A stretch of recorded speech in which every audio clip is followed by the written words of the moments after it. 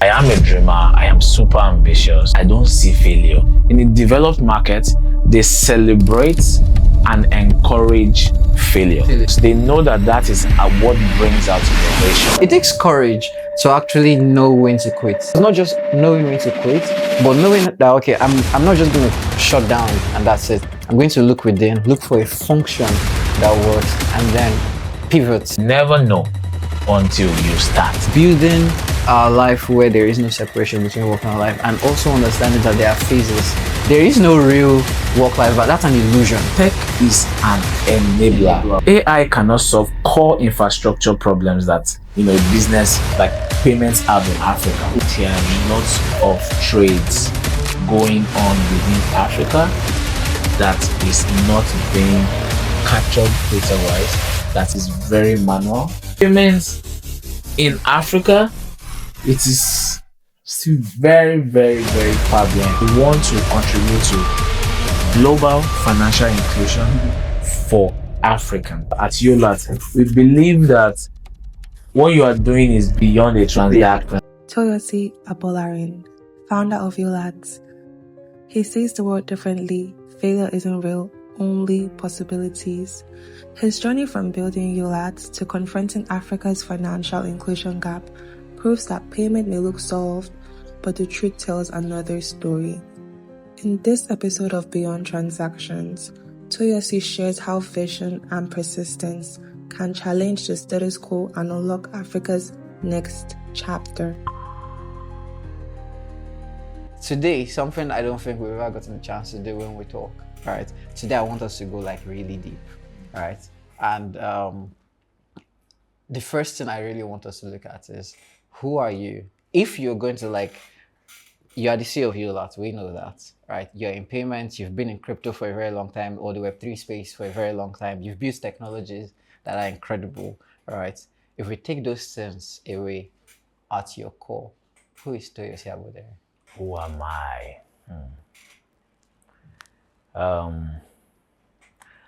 I'll start with I am a dreamer. And when I say I'm a dreamer is, in fact, I can't sleep without trying to dream. And when I mean trying to dream is, I try to imagine things before I sleep. I try to imagine what tomorrow should be like, what the week should be like, what my daughter should be like in the next, 20 years. So I dream a lot. So I first I'm a dreamer. And I think that has sort of shaped who am I as a person in terms of what kind of problems I try to solve, what kind of life I like to live. So I am also someone that likes to enjoy life. I try, because I know I don't get it right a lot of time, but I try to balance things. I try to say, okay, because what is the point of all this? What is the point of life if you don't get to live it to the fullest? So at every point in time, I ask myself, am I living? Is this, what I really want for myself? So I am a dreamer. I am super ambitious. I always, I tell people this, but people don't know. My full name is Abolarin Toyosi Samuel Best. But that Best, people don't know about it. I don't think I knew that. Yes. And it's not even in any of my official documents. Yeah. Until one day I saw on my birth certificate that my dad actually named me Best. And I was like, but why don't anyone call me Best? When I was going to school, they couldn't find the birth certificate, so they just used my baptism name. So that was how. So since then, I said, because I'm also very particular about names. I think names are super important.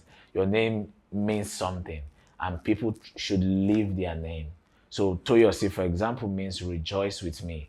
So I try to make people rejoice with me, to live with me. So, so I am ambitious. I'm someone that always try. I'm that guy. Oh, let's try. Let's just see. Let's try. I don't say no. Come and taste these things. So okay, it's not legal. It's not okay. Let's try. So I'm that kind of guy. Let's try. I dream big. Yeah. So yeah, that's me. I like that. I like dreamers. I think I can reconcile with the idea that I too I would consider myself sort of like a dreamer. Right. I like how you describe dreaming, where you're not sleeping to dream. You stay awake to dream. Yeah. And I think that's like the fundamentals of dreamers, right? Yeah.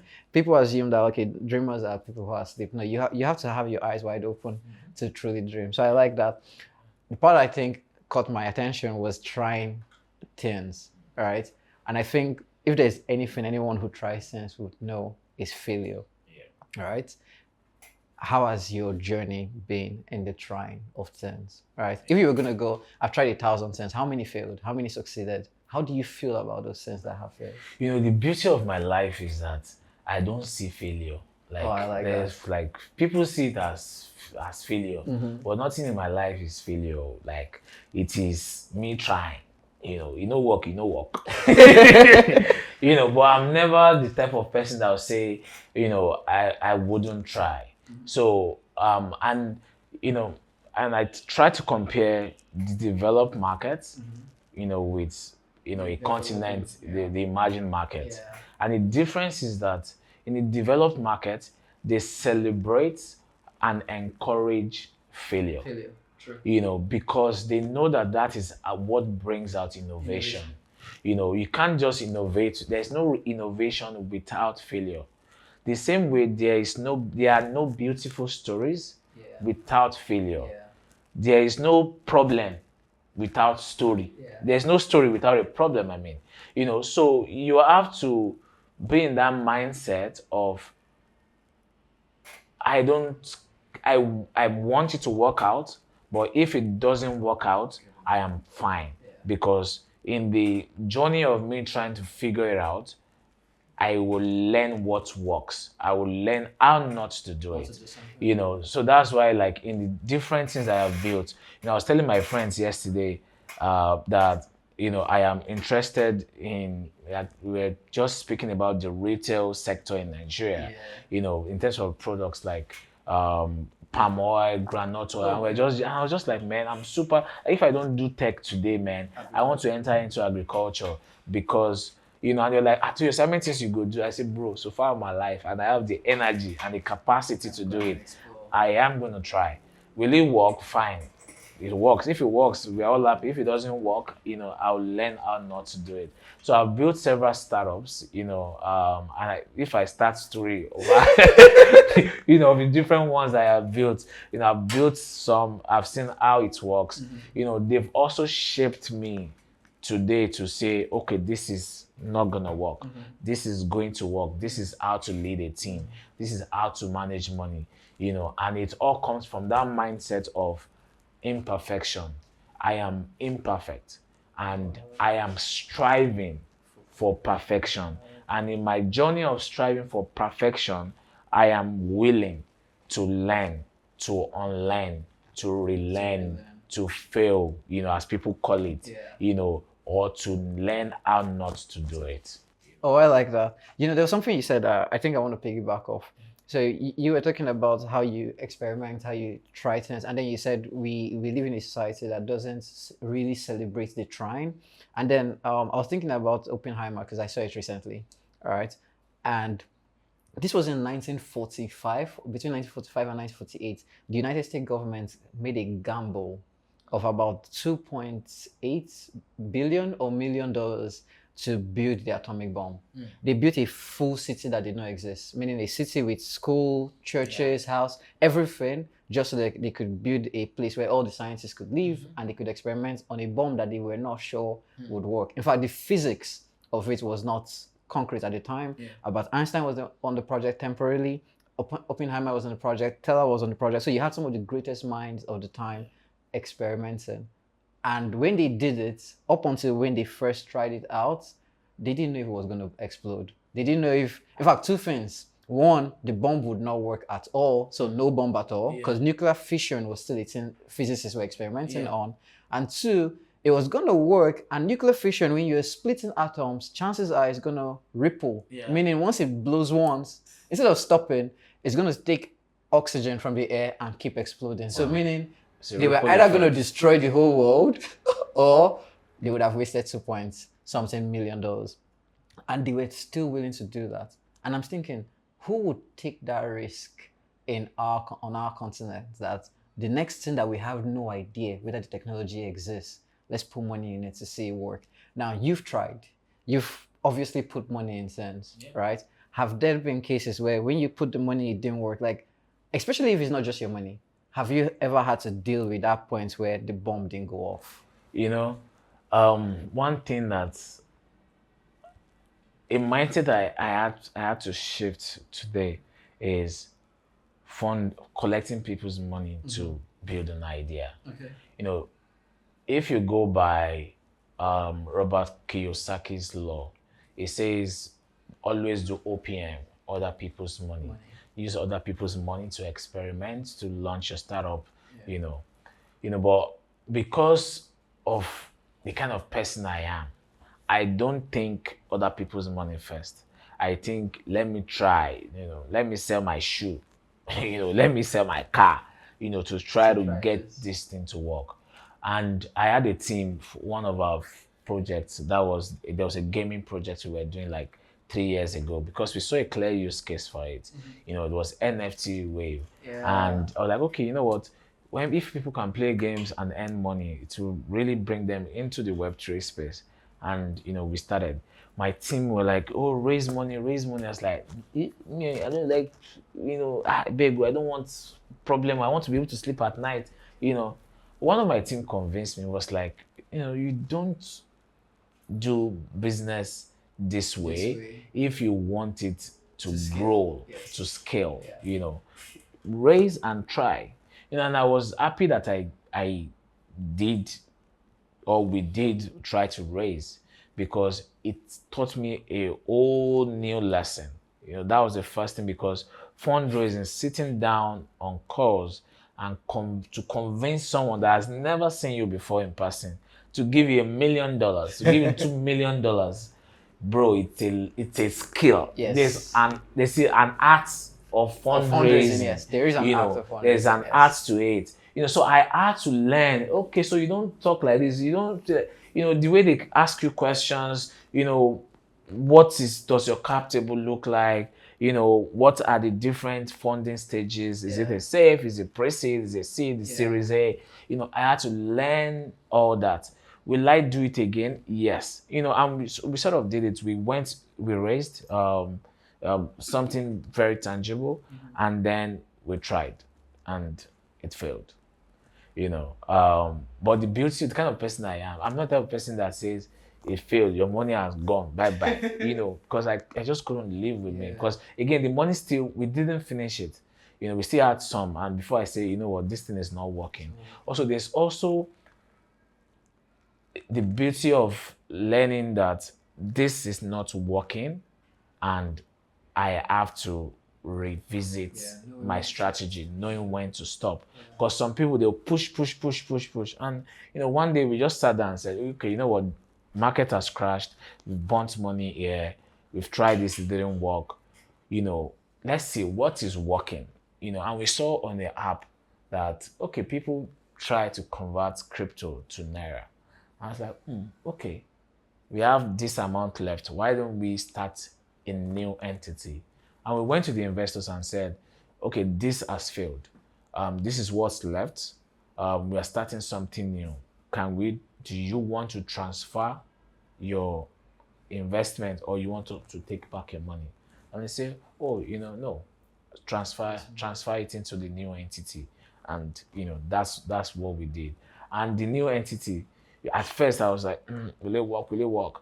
But now we're at a stage where I won't say product market fit is a problem, because it's working, and we are having customers, and, we know that, okay, it's going to work. And maybe the next stage is now still fundraising, but I'm like, no, wait first, let's not go fundraising around yet. Let's still keep pushing this, because I've also learned a lot of lesson, especially I tell entrepreneurs, and I'll say it again, before you raise, right? Think very, very hard enough. Should I raise? Because debt is cheaper than equity. The equity, for sure. Everyone thinks that I don't want. Equity feels like free money. But Yes, it's it's not It's free not money. free money. It's not free money, and I have to think clearly, do I really, really want to go this route? And me and the team, we said, okay, what, let's just wait. No pressure on ourselves. We are growing. Let's keep pushing the way we are pushing. When it's time, if it is right, we will go that route. But for now, we're like, let's just keep pushing. So yeah. Honestly, I like the direction you went with this. I like the stories that you even told around it. And it's not easy though. It takes courage to actually know when to quit. There's something I think I published one time where I was talking about, like, quitting is a skill and not very many people have it. Right? Because many people don't know when to go, okay, this is failing. And they assume that they have to be consistent to win. But you can consistently do something stupid. You know, you can be doing something stupid consistently. And the thing is, some people will be watching you do it. Continue your stupidity. Some people would watch you do it. And then when you fail, it becomes like a frame where they go, we kind of expected it to happen. So it's a skill to know when to quit. And yours not just knowing when to quit, but knowing that, okay, I'm not just going to shut down and that's it. I'm going to look within, look for a function that works, and then pivot. And pivoting is a whole different skill. It's a skill that I had to learn over time because it's hard to pivot. Because if you have a dream, and like you're a dreamer, you have a dream, you believe something so much, you invest time and energy and money into that thing. How did you even go back to tell your investors? Because I would feel like, for me, I'll be like, man, they'll just think I'm jumping. But the beauty of startups is that, let's look at every successful company that we have today. It is not the idea they started with that they are running with today. And that is why you cannot afford not to just start.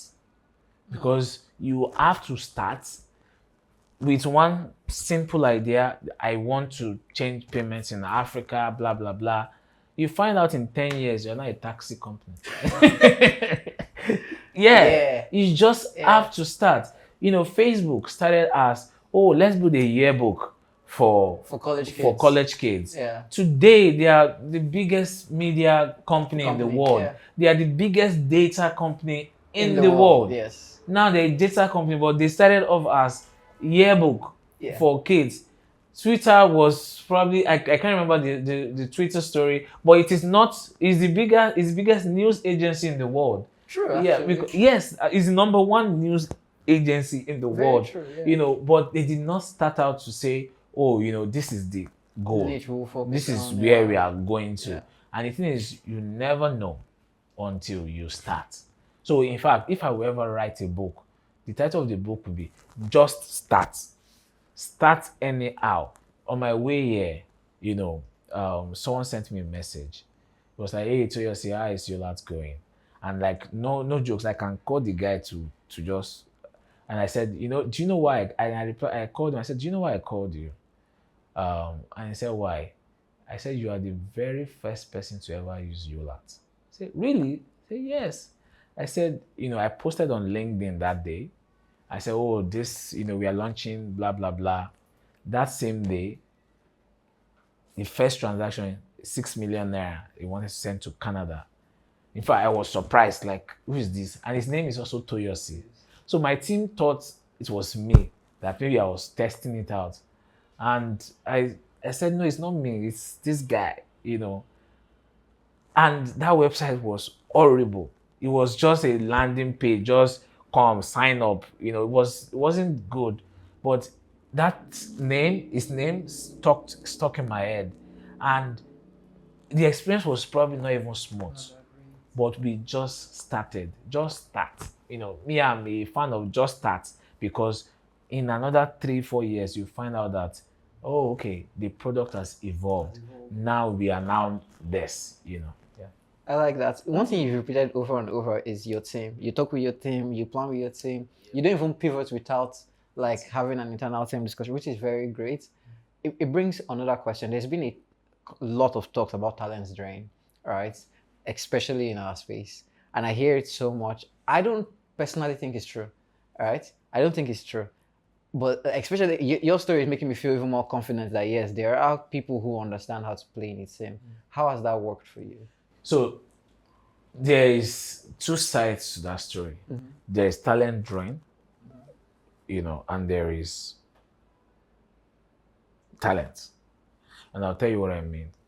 The reason why there is a talent drain now is that the talents that we have, the beauty is that it's now they are now exposed to global opportunities, to a global market.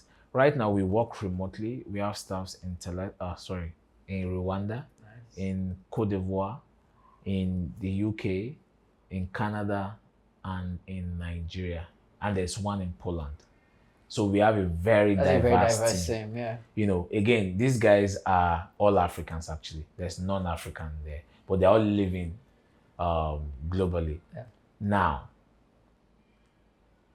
where we are struggling with, or where I am struggling with, is the phase I am in as a business in comparison to the talent that I want to help me achieve the goal.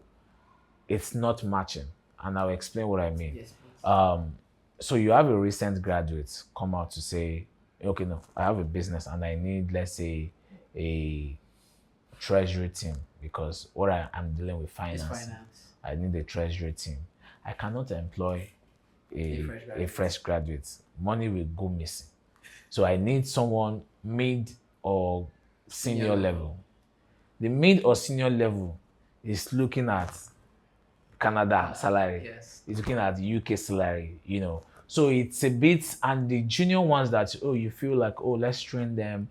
The ones I have come across, emphasis on the ones I've come across, they have a Gen Z attitude of work, which is not bad, but it's also not so favorable for yes. The pressure is too much. In fact, there was one that told me last week that the pressure is too much. I don't think I can survive this type of environment. I said, why? He said, I don't like the late night calls. People are calling for transactions. I said, sorry, because where we are as a business, you can't control. You can't, and because we are building a global business. We're building a global business where, just think about our platform. We have customers in Canada, in UK. In Canada, for example, when we are sleeping or wants to be 11 p.m., that's afternoon there. That's midday. They want to send a transaction, or they send a transaction, they reach out to support. Support is saying, Support says, I'm sleeping. It's not even that I'm sleeping, is that, man, I can't deal with this. I can't deal with this right now. I'll deal with it in the morning. I say, please, we cannot do this in the morning. this is we are obsessed about customer experience. We're obsessed, we have to ensure we can resolve. So I had to first deal with it myself. And in the morning, I was like, sorry, please, why didn't you deal with this? The pressure.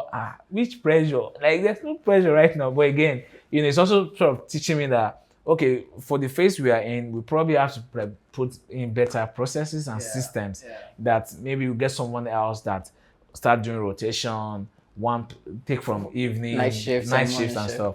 But as I was saying, it's not that there are no talents. There's now a global competition for talent. And also the people we have, some of the people I've come across, they are not patient enough. They're not willing to play the long game. They want to be able to post and live the fly life on Instagram and TikTok. They don't want to do what that yeah. They also don't want to sort of commit to the work that sort of match. But again, we have a very brilliant team. Today Yolat is not me. It's our amazing teams that are working crazy nights, working different time zones. Imagine our staff in Canada has to join stand-up 8 a.m. That's 2 a.m. their time, and they will be there. They will, today our customers, they hardly complain. The people keep saying, you have a very fantastic user experience. It's not Toyosi's design. It is our amazing UI, UX designer. So yes, we have an amazing team. And if you ever watch this video, you guys know I'm nothing without you guys. So thank you. No, seriously, I like how kind you are with your team and acknowledging the work that they put in. But there's also the honesty or the difficulty of working. There's the people side to building any product, right? There's the people side. And I think even I myself have struggled with it on both sides of the spectrum. All right. I have been the founder and I have been the worker, right? And understanding the sentiments. So I remember as a worker, I used to have date nights with my wife, right? And I already put it in my calendar. So the office knows this is date nights, right? So nothing should I happen. was like, I need to learn. No. Yeah. So it's on my calendar. Yeah. And so everybody knows, Yeah. right? And they know that I'm supposed to work US time. So if it's 8 p.m., that's like 2 p.m. for them or like 3 p.m. for them. So somehow they know that they shouldn't put a 3 Eastern time for me. Unfortunately, we had a client called a major client, a make or break client, right? And I'm supposed to be leading this product. So obviously, who should be having that call? Me. And it's date night.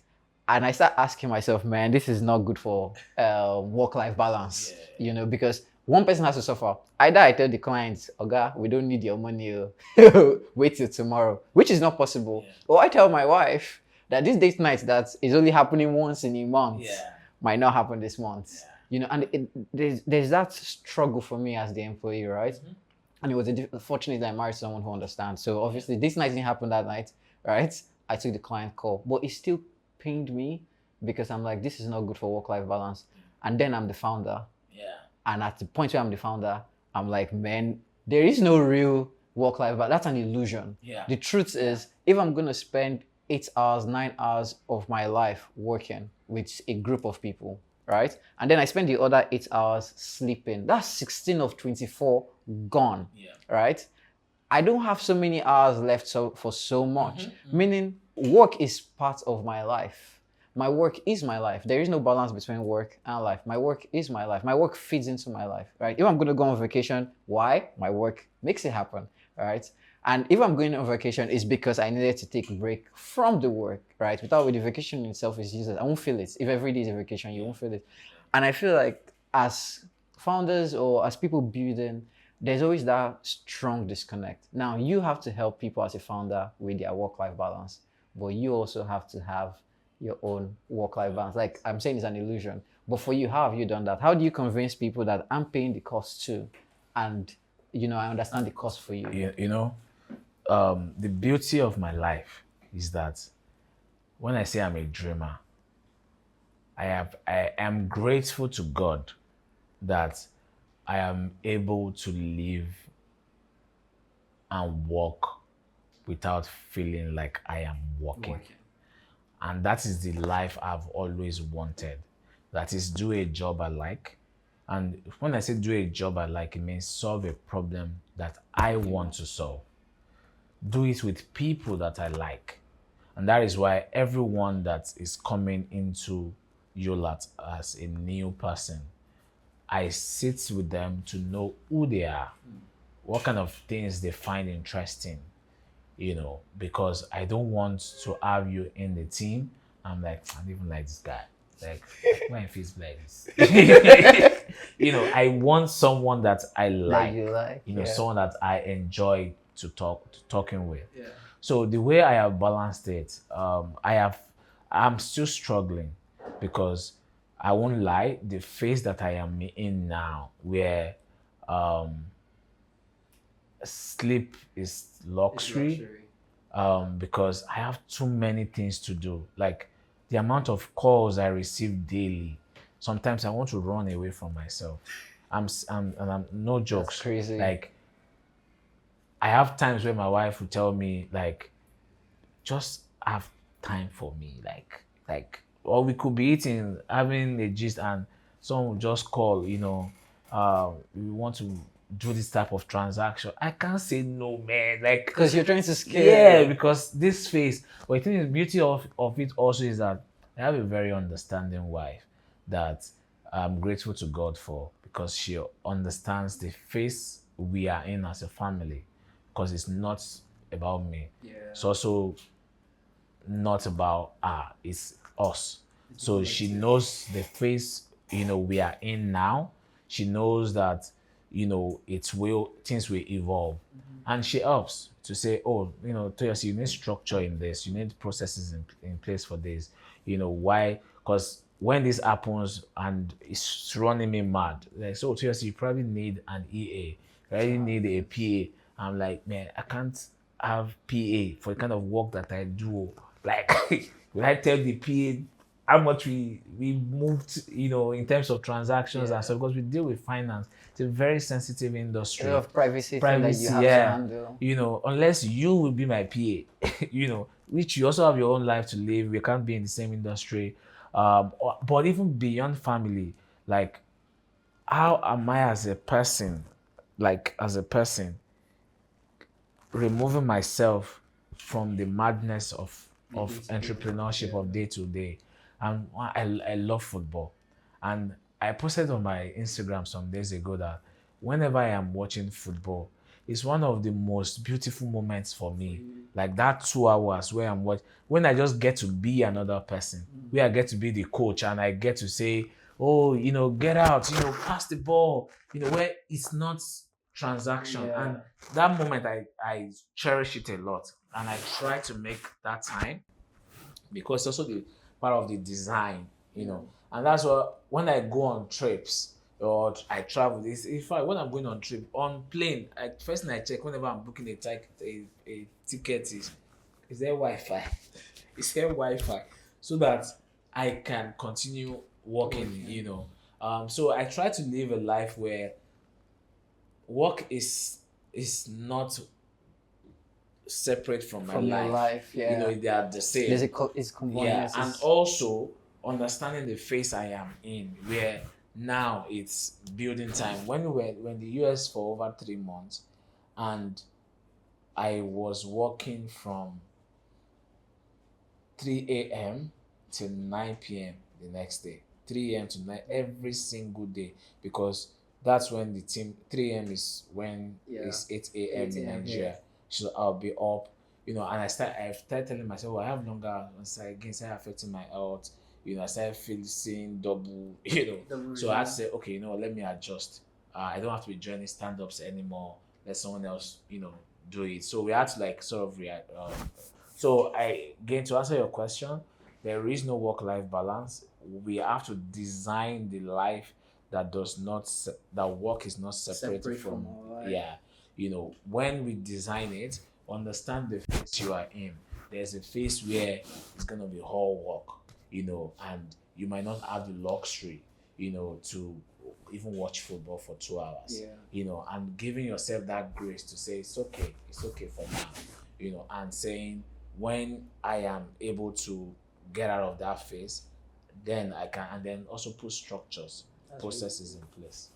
That's really deep, Nah, that's like, you can see that I'm still taking that in, because building a life where there is no separation between work and life, and also understanding that there are phases. These are two very important items, right? Because there is a phase where you don't control it, right? There's a phase where you can't build, and you just not, all I can handle now is work, and you just do it. And I think that's where people struggle. Many people are in the phase where it's time to do the work. There can be no, and they want the life in that moment. And that's where you start going through the mental struggles, and it's difficult because your heart wants something else that is far from your reality, right? And because your heart is desiring what is not real, that's when you start feeling dissatisfaction. Right, so that's really deep. So knowing that, okay, this is the season, and if you're at peace with it, there is no dissatisfaction. And then when you get to the point where you can build the two, and structures, processes, structures and process. I'm beginning to learn now that as a founder, my number one job is structure and process, to help me ensure I can live this design. Ensure that even for the team, structure and process, so that customer don't have to call you 2 a.m. and you be like, man, pressure is getting too much. What structure do we need to put in place for you? And so when we speak, when I speak to the team, I'm like, okay, if I hear any complaint, sir, this the workload is getting too much. We want to what structure can we put in place? Let's agree we only ship to production once a month. So what are the things that we need to do? So we don't have to be running and saying, oh, we must, structure and process structure. That's interesting. This is the first time I'm hearing like you have a fixed period to ship once a month. Yeah. We used to do every 2 weeks. Yeah. Now, actually, we are still in the 2 weeks phase, but we are going to once a month phase because now we are adding so many features, and I'm beginning to think that you don't want the customers updating the app every time they want to use it. So let's move to once a month. And the reason why we had to break things that ship things in micro phases is that you don't want to have built so many features before you now go to you want to ship in phases. Say, oh, okay, we want to launch virtual cards. Let's ensure that it's only virtual card that is a new feature we are putting into production. Now, that makes sense. You can start discovering products. I have a product background. Yes, yeah. I know. Funny enough, I know that you have a product background, and part of what I think we cannot get to it is Yolat as a product, right? Yolat as a product. There's the ideation of the product, right? And then there is you as the founder of the product. I personally always tell people the product person is not the CEO of the product or the company. They understand the vision as a product person, and then the CEO understands the vision as a business. In your case, it seems like both are merged. The curious thing here is, how are you splitting it? Because every decision you make, we were saying this earlier, every decision you make would impact someone's payment, right? Your personal life would end up impacting how you frame the product, and then people, thousands of people are impacted because you have users. How do you balance the two? How do you know I'm a CEO today, I'm making a CEO decision, or I'm a product person today and I'm making a customer-led decision? So I think to answer that question, I'll start with, how did we even come about Yolat? Like, what's the story? My journey in product started from even trying to solve this problem we are solving today. So which is the payments problem. The payments problem. So back in 2016, I used to, be in a startup that the problem we wanted to solve then was what ChatGPT is today. That is, instead of asking Google, I have a headache, what should I use? And Google gives you a million answers. You should be able to just talk to a doctor, talk to a lawyer. And we had developers in India, and paying them was just crazy. Like, how do you send money from Nigeria to India? If I ask you again now, Scott, how can you send money from Nigeria to India? What comes to your mind? To be honest, deal. Deal. Deal is deal. Deal. But that's for employees. Yes, for employees. So let's say you want to send to a family. A family member. Western Union. And what is the process of Western Union? It's a struggle. It's a hassle. One is you get to go to the bank. It's not that even saying Western Union is not a good solution. It is a good solution, but it is for today, for 2025. You shouldn't have to go to the bank, fill a form, give them an ID, then go back home and wait for it to settle in 2 to 3 days. Yes. Cross-border transactions. Yes. That is the typical way, especially in our region. So after I that was when the idea came to mind that I need to, I would like to solve this problem. Then I left Ask an Expert. I joined Venture Garden Group, and at VGG, I was part of the IMTO team. That's International Money Transfer Operations, and we're working with some of the biggest remittance companies like, Sendwave, TransferWise, KPremit, etc., who were doing transactions to Nigeria. That was when I learned payment, and that I was product. Then from there, I joined Curious. Curious is the largest USSD aggregator in the world. So they do star 737 we process for most of the banks in Nigeria. So I learned payments also there, but within the local scene, working with telcos, working with banks, driving financial inclusion, because it's financial transactions on phones that don't have internet. And it's super That's big. really powerful. Yes, It's absolutely. super.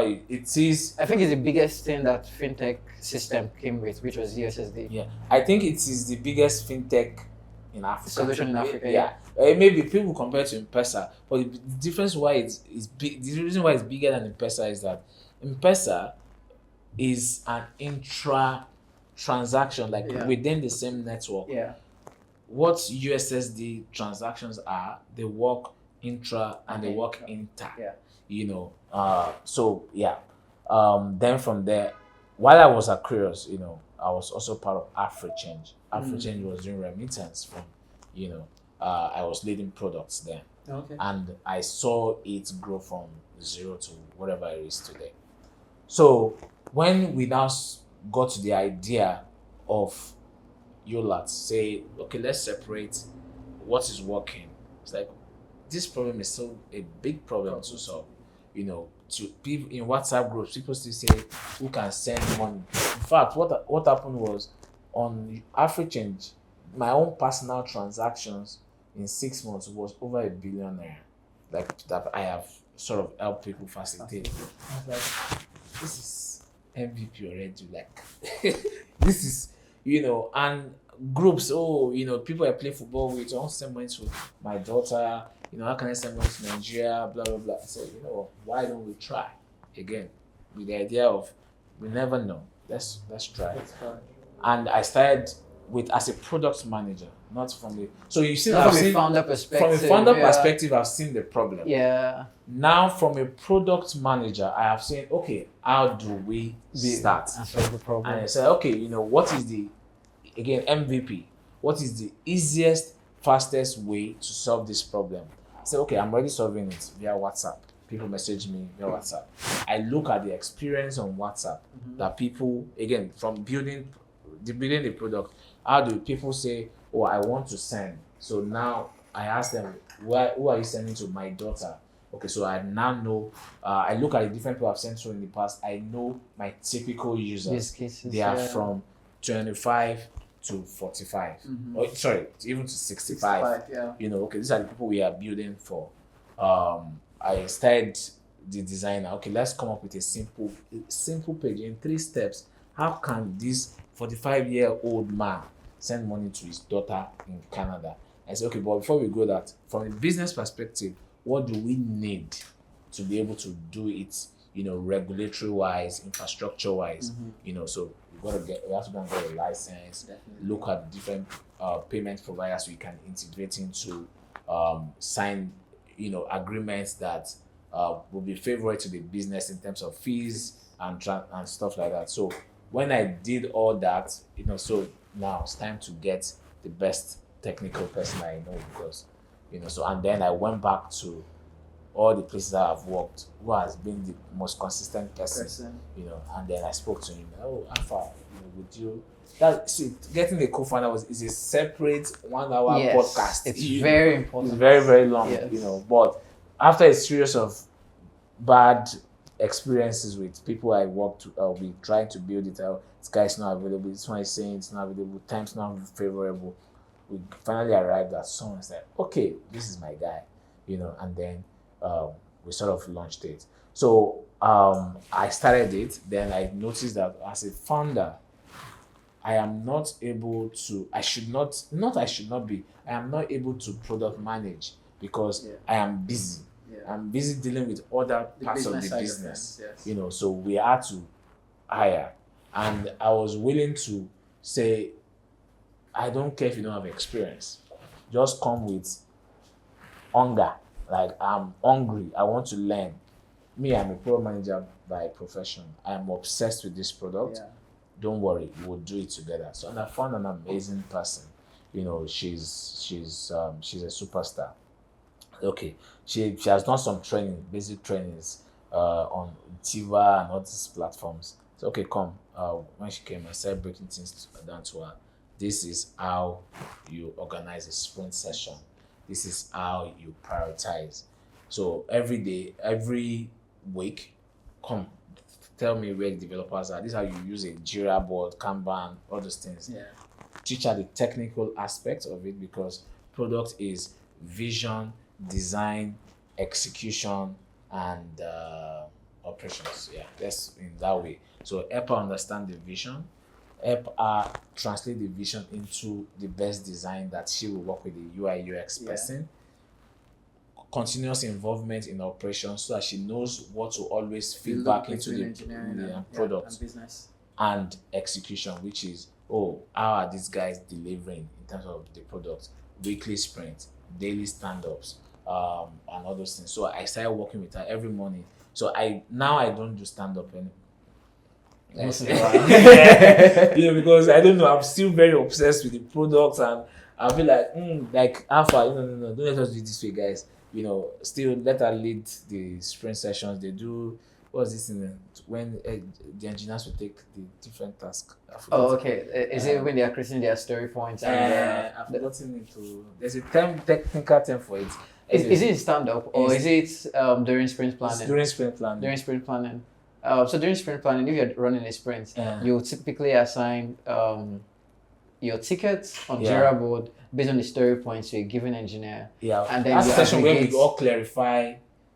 I think it's the sprint plan though. Yeah, I think it's probably the sprint plan. Yeah. So I still joined, and I hardly joined. I just joined to listen in to ensure that the product is designed or like the vision is clear.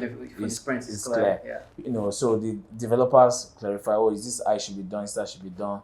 Sometimes it will be pinching me to talk. Like, no, this is not how it works. So I'll just message her privately. No. This will not work. They will just, developers, they will dribble you. They will tell you it's 3 weeks. Tell them to just get the cheapest, do it the fastest way. Let's go out. Let's go out to market quick, guy. Let's go out to the market. Let the market tell us. Let the market tell us what to do. Exactly. Sometimes we'll find out we add some corridors and nobody's using it. But now we've already seen requests that, virtual cards. And it's expensive to build, and I'm beginning to think, maybe there's no value in it.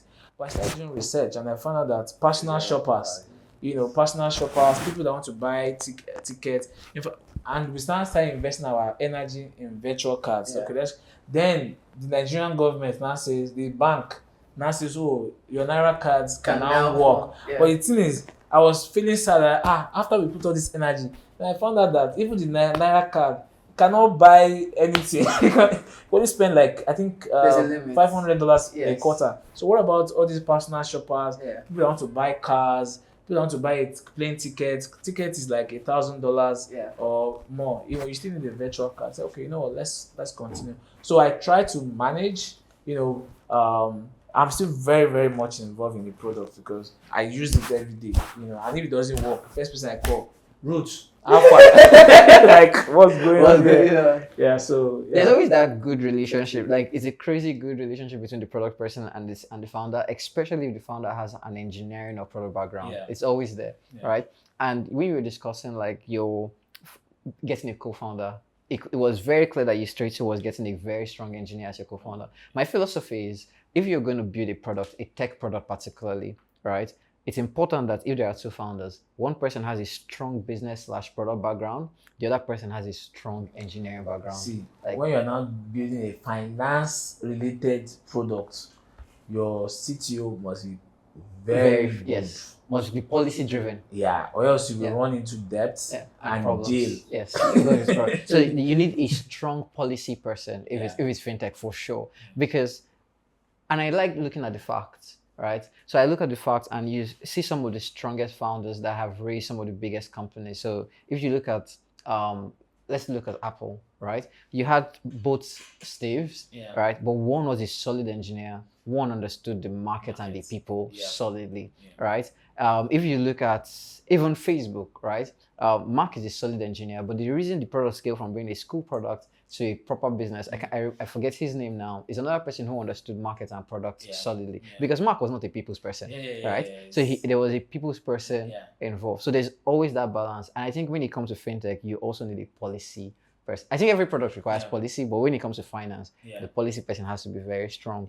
Now, I think I want to start getting towards the end of this, right? But in you finding your partner, all right, and building your team, how much of the future were you thinking about? Because there's the fear of, I'm building, this is my system, this is my market, these are the policy I need to put in place. And I'm saying this because I want to lead into AI.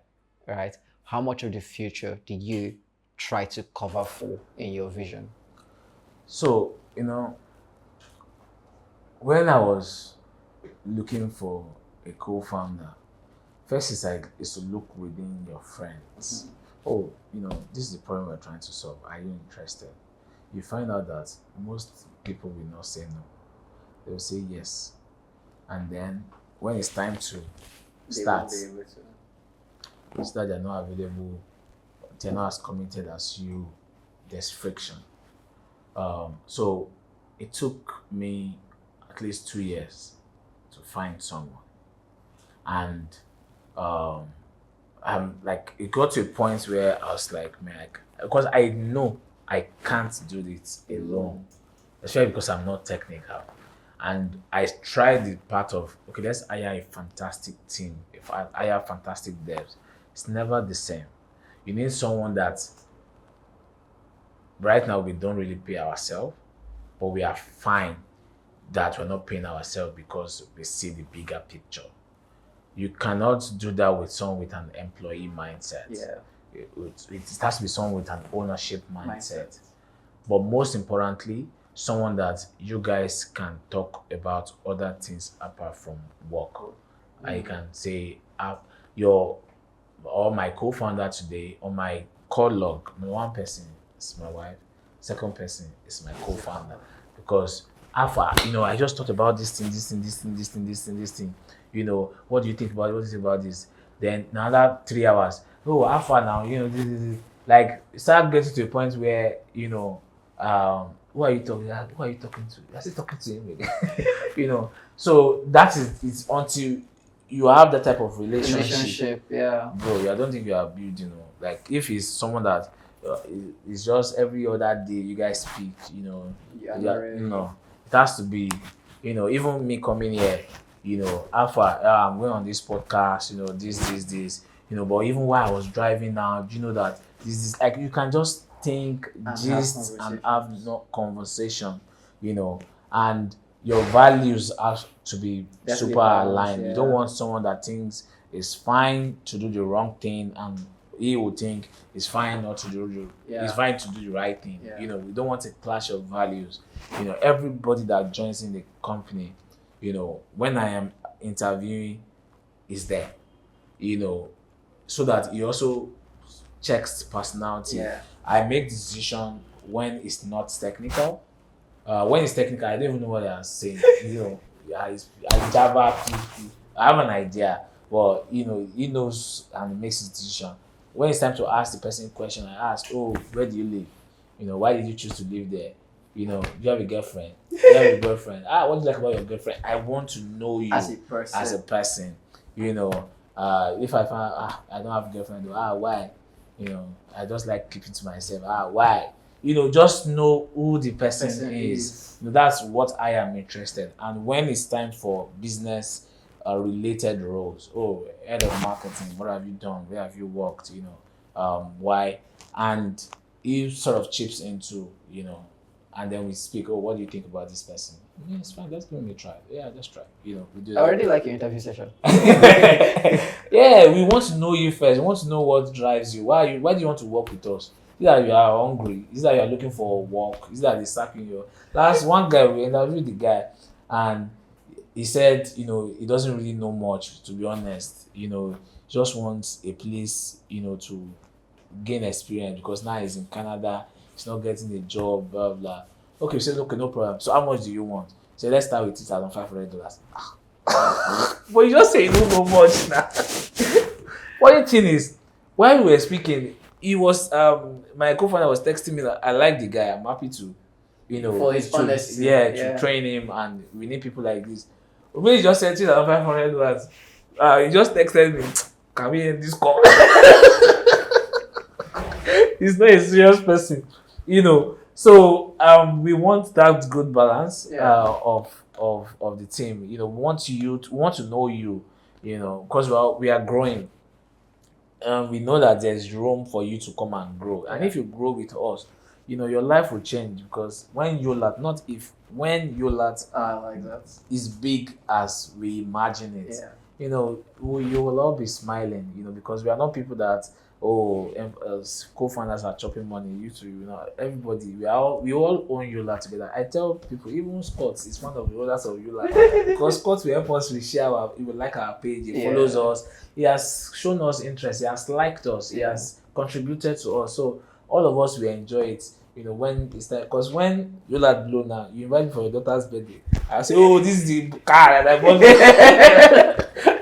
I bought for your daughter. So, I'm going to hold you to that, actually. Of course, yeah, worry. because Yolat is getting there for sure. Yeah. And I like the fact that you're talking about buying my daughter a car. That saves me the very stress. soon, very soon. Yeah, that saves me the Very stress. soon. So, but where do you see AI coming in? So the thing is, you cannot build AI cannot solve core infrastructure problems that a business like payments have in Africa. Yeah. AI is there to, the same way I tell people that is that tech is an enabler. Tech makes something better, improves processes, speed of transaction, speed of time. Yeah. That is the same way AI is meant to function.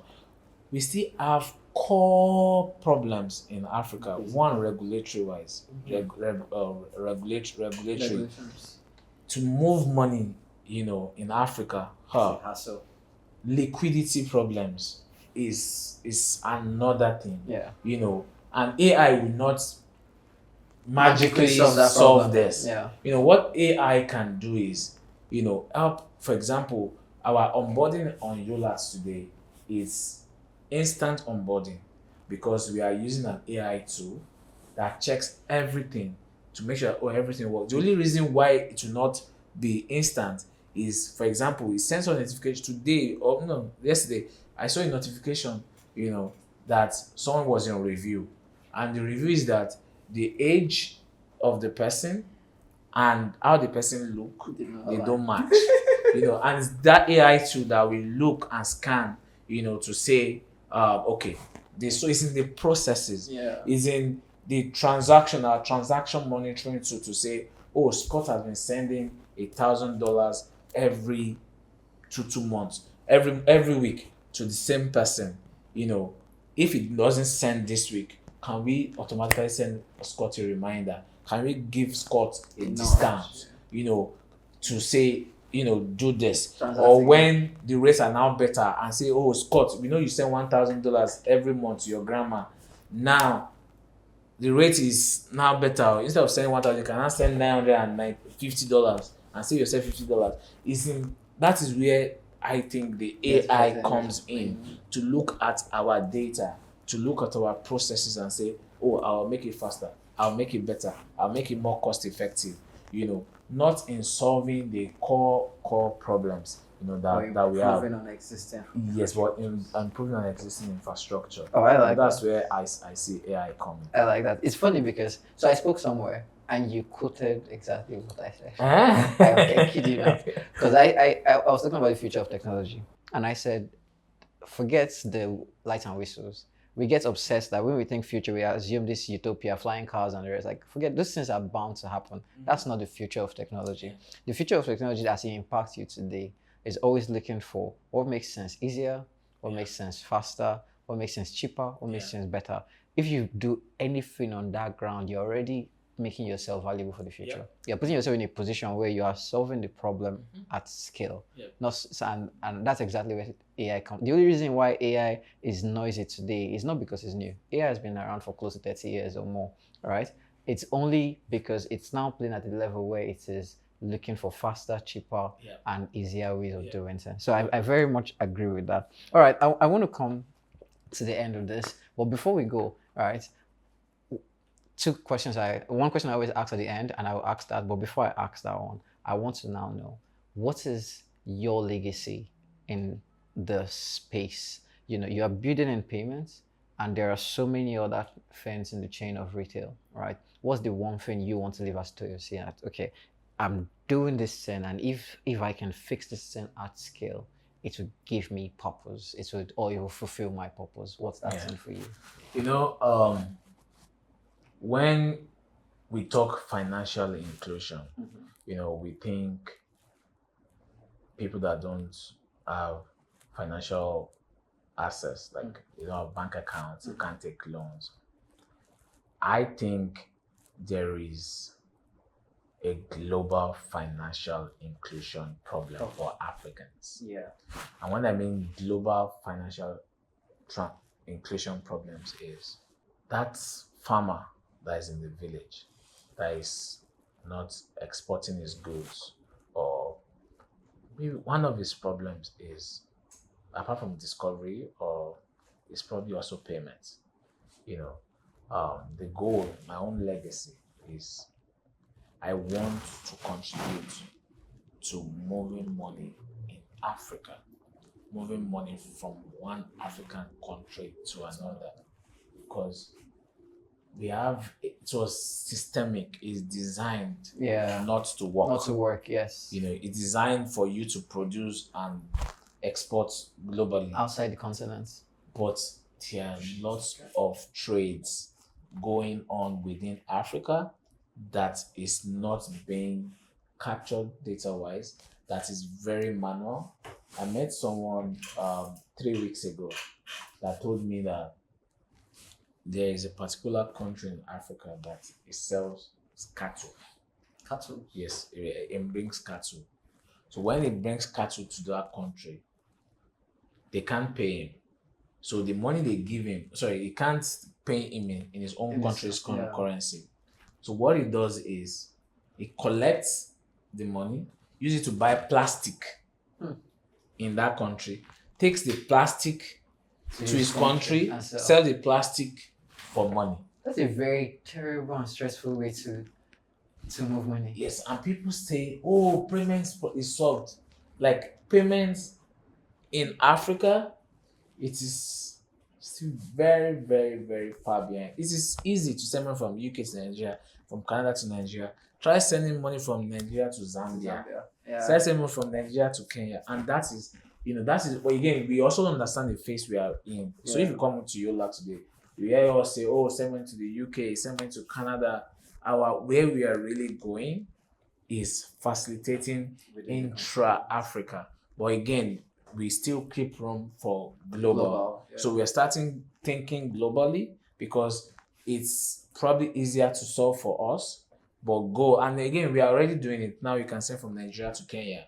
So we are people who are importing flowers, because Kenya is probably number one flower country in Africa. Yeah. People who are importing flower from Kenya, they are paying, using Yolat. People who are sending money to South Africa, they are paying using Yolat. They're sending money to Ghana. Nice. Yes, they are using Yolat today. So we've started with those 3 corridors. We are expanding. We are launching Cameroon next week. We'll send money from Nigeria to Cameroon. And then, next month, we'll start in also those countries. Send money from Ghana to Kenya. Ghana to Kenya, yes. Ghana to Kenya, Ghana to Nigeria, Ghana to, different countries. So we want to facilitate trade. We want to facilitate personal transactions within Africa. And also give you the opportunity to pay globally. Send money from the UK to Ghana.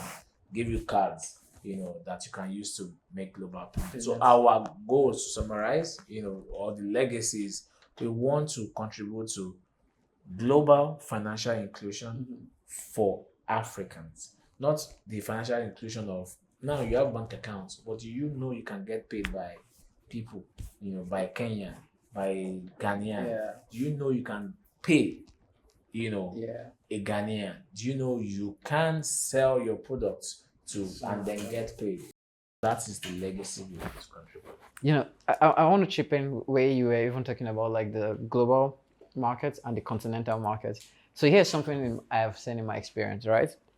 I have noticed, and I could be wrong, but this is my experience. I have noticed that if a company has an office in New York, San Francisco, maybe somewhere in Texas, and then for any reason has a branch in Canada, it is referred to as a global company. I don't know if you've noticed. Right? Yes, yeah, true. Once the company has, it doesn't even have to have in all these places. It could have in San Francisco and New York, and it is referred to as a global company. Somehow there's a perspective, right? The you have people who are builders in the United States, which is a country, not even a continent, believe so much that even the United States is very big for context, right? It's really large. But the idea that they have a belief that if I can have my business run and I can have my customers or have a space in New York and in San Francisco, I'm global already. That mindset sticks so much that you in Africa believe that they are global. You don't even know that they don't have any office, branch, or service in your country, but they are global to you, right? Hulu is global, but it's not in Nigeria. You know, so like a lot of companies are global that are not even on this continent, or they don't even consider being on other continents yet. And somehow, when it comes to African businesses, right, I can be in Nigeria, Ghana, and South Africa. I still think I'm not global. And Africa as a continent is huge, right? So imagine taking the western region of Africa, the southern region of Africa, and I still do not think I'm a global company. I think I have to at least have a branch in London to make me global. So it now comes to that place where even solving the continental problem alone, you're not just global, you're a planetary company as far as I'm concerned, because you're doing it at scale in a system that was not even built to work. Right? Because businesses are supposed to work just fine between the US and Canada, right? And they're on the same continent, 2 countries on the same continent, not America, right? But businesses in West Africa alone are still not yet built to work. If you're doing that in West Africa, you're a big deal. And I think once we start shifting our mind, it's easy to start working things around. All right, so I'm going to ask this, and that's my last. It's not really a question. I always ask my guests, what's the one question you wish I asked you, something that you want to talk about and nobody's asking? It's like the how are you question that nobody really asks. How can I help you last today? Because this in my head is Yolat every day. Every second is Yolat. Anything I post on Instagram, You are obsessed. it has to be lead back to Yolat. So Even your comedy skit, well, not yours, it was your wife's comedy skit that I thought was brilliant. In the end, you just went, download Yolat. So yes, download Yolat. YOLAT. All right. Okay. So which means no question. I feel good that I sort of covered the bases. And yes, go download Yolat. I'm happy you're doing what you're doing. Thank you for doing what you're doing. Thank you for having this conversation with me. And the depth of what you go through on a day-to-day basis, the interaction between yourself and your people is phenomenal. Thank you so much. Thank you so much for having me. You know, I told you, and this is to everyone, listening. The title of this podcast alone is amazing, beyond transactions. Because for us to at Yolat, we believe that what you are doing is beyond a transaction. You are either fulfilling a dream, I need to send money abroad because I want to do something. You are supporting a mission, you are supporting a dream. So we sit in the middle of your dreams because what you are doing is beyond transaction. It's not just sending money. You are trying to do something, and that is where we want to just help you facilitate it. So thank you for this title. Whoever came up with the idea, deserve a raise. Okay. Okay. Thank you. To the person who came up with the title for this podcast, you are smart. You know yourself. All right. I don't know about the raise part. All right. Thank you so much. Thank you so much, Scott. Thank you.